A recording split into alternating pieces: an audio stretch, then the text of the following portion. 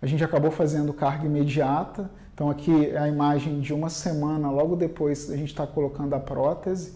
Veja, então foi feito um implante do tipo hexágono interno. Quando a gente faz carga imediata, a gente deve deixar essa prótese em infraoclusão. Então é interessante a gente fazer também esse enxerto para manter esse arcabouço vestibular aqui, para eu evitar essa perda óssea aqui ao redor do meu implante. Uma outra condição que a gente acaba fazendo também, até mesmo para facilitar a instalação de prótese aí dos nossos pacientes e manter um arcabouço tecidual bem sadio, bem convexo aqui nessa região vestibular. A gente pode estar trabalhando aí com técnicas de enxertia. Então, o nosso paciente aqui, a gente colocou também implantes que nesse exemplo, foram implantes do tipo hexágono interno. Então, a gente hoje não faz mais isso. E aí, por meio de uma perda óssea que foi observada aqui, a gente fez uma regeneração. Essa regeneração foi usado também a técnica de PRF. Então, aqui você pode estar vendo a LPRF sendo utilizado aqui. E aí, com isso, eu acabo ganhando um volume tecidual para eu estar fazendo a reabilitação desse caso.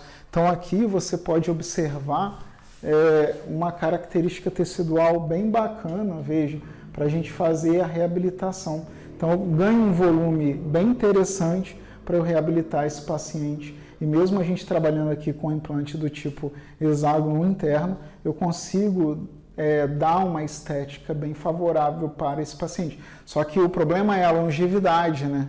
A longevidade. Então, você tem que tomar cuidado com essa questão de acompanhamento. Será que daqui a 10 anos esse caso vai estar íntegro dessa forma? Aí você vai falar assim, mas daqui a 10 anos, né, já está tudo certo.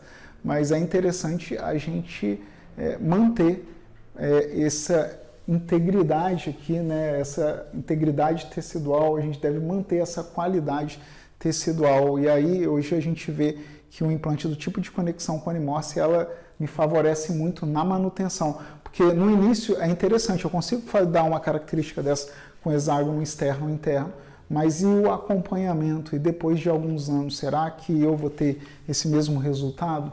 E é isso daí, a gente sabe que tem muitos casos que acabam dando problema, então é menos previsível você usar esses outros tipos de conexão quando comparado ao implante do tipo Conimorse, ok? Então a gente usou aqui nesse caso o hexágono interno, que você está vendo o acompanhamento radiográfico.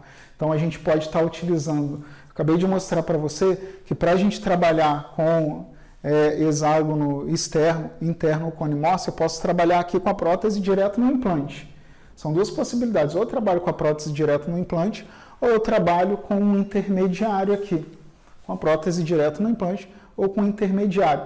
E aí eu vou falar para você, então, que quando a gente usa o implante Conimorse, a gente acaba trabalhando com o intermediário. Mas por que isso? Por que a gente acaba trabalhando com o intermediário? Aqui é um intermediário que a gente acaba utilizando para a prótese unitária, que é o meu munhão. Tá? Eu vou mostrar na prática como a gente trabalha com esse componente. Então, eu tenho aqui o meu implante Conimorse, aqui eu tenho o parafuso de cobertura, a gente acaba removendo esse parafuso de cobertura para colocar algum intermediário desse, ou seja, a gente usa um munhão normalmente para prótese unitária, ele pode ser utilizado para prótese múltipla, mas via de regra a gente acaba utilizando o minicônico para prótese múltipla. Então, aquele caso que eu mostrei radiograficamente falando, que foi uma prótese múltipla na região anterior, a gente acabou utilizando o minicônico. Nós temos também o microcônico, onde a dimensão, o diâmetro desse componente é reduzido quando comparado ao minicônico. Aqui a gente tem um diâmetro de 4,8, esse daqui a gente tem um diâmetro de 3,5. O munhão, nós temos diâmetros também diferentes, de 3,5 e de 4,5, dependendo da área que a gente vai colocar. Via de regra, quando a gente trabalha em área estética, a gente acaba usando o diâmetro de 3,5 do munhão. Então, agora você sabe que existem duas possibilidades para a gente trabalhar aí com o componente protético no Conimorse.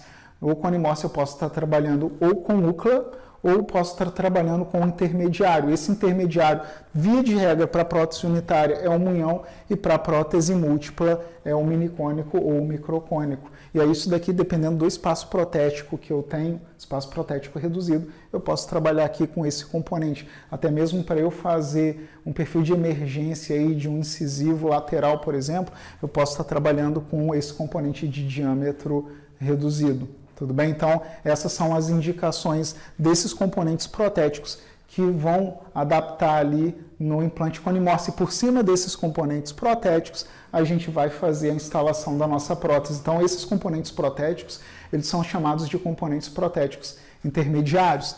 E aí, veja bem aqui como que a gente vai estar trabalhando. Então, mostrei para você o uso para prótese múltipla de minicônico. Então, a gente pode estar fazendo isso, essa é a imagem que eu mostrei aqui. Então, foram instalados 2 minicônicos sobre os implantes conimorse para a gente trabalhar com essa prótese múltipla. Ou eu posso trabalhar com prótese unitária.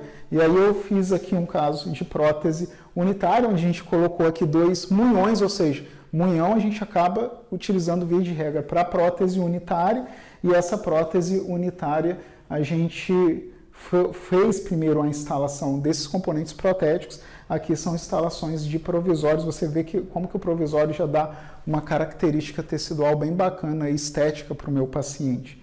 Então essa é uma condição bem bacana. Então assim você vai falar assim, eu estou entendendo que você pode estar trabalhando em área estética com implante conimorse. Olha só, eu estou entendendo. Você trabalha em área estética com implante conimorse e você pode trabalhar também com UCLA, porque ficou meio confuso. Porque você disse que pode fazer com UCLA no conimorse, ou você pode fazer com o intermediário no conimorse. Só que o conimorse, eu entendi que o intermediário que você utiliza para prótese múltipla é o minicônico ou minipilar, e para a prótese unitária é o munhão.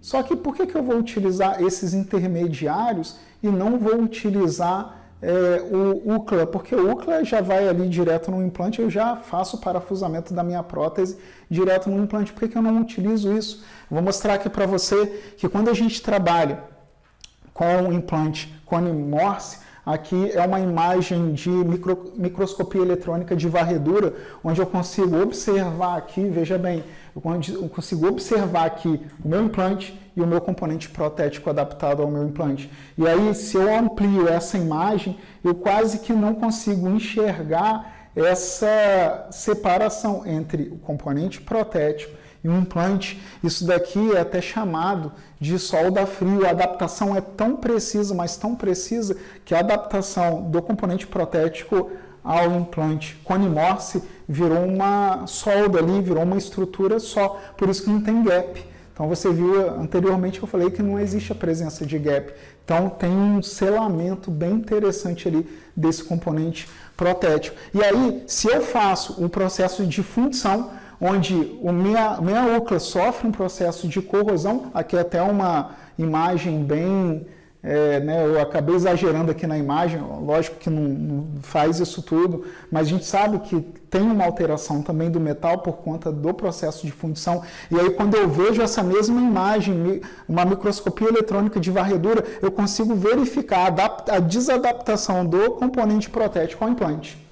Então eu tenho essa desadaptação, e olha só o que eu estou falando, o meu implante está localizado lá dentro do osso. Eu tenho uma desadaptação lá dentro do osso. Isso daí pode gerar uma perda óssea, eu vou perder o benefício biológico da manutenção da estrutura óssea quando eu trabalho com um componente protético que não sofre esse processo de fundição. Então, quando a gente faz o uso do implante conimorse, por isso que você vai falar assim, professor, você não usa UCLA no conimorse? Em área estética, via de regra, a gente deve evitar. Via de regra, a gente deve evitar. Porque, olha só o que estou te mostrando aqui. Estou te mostrando isso daqui. Então, a gente acaba evitando. Ok? Mas, então, para que eles produzem UCLA? Uma é uma questão comercial. Porque existem dentistas que aprenderam a trabalhar com UCLA, que a gente usou UCLA para hexágono externo, interno, E aí é bem mais simples, já que você já entende trabalhar com úlcera, é bem mais simples você continuar o trabalho com úlcera com implante do tipo Conimorse. Isso é uma questão. Uma outra questão é bom a gente saber, e eu vou mostrar aqui para você por quê. Vou mostrar aqui para você por que é interessante a gente entender aí o processo do úlcera. Vou passar essa imagem aqui, a gente vai ver aqui um caso clínico. Veja bem, esse paciente chegou aqui no nosso consultório e aí esse implante foi colocado um pouco mais palatinizado e aí na hora que eu vejo a mordida desse paciente, olha só, a mordida aqui do paciente é uma mordida profunda. Eu tenho aqui uma mordida muito profunda. Então, como que eu faço a reabilitação desse caso? Fala aí no chat.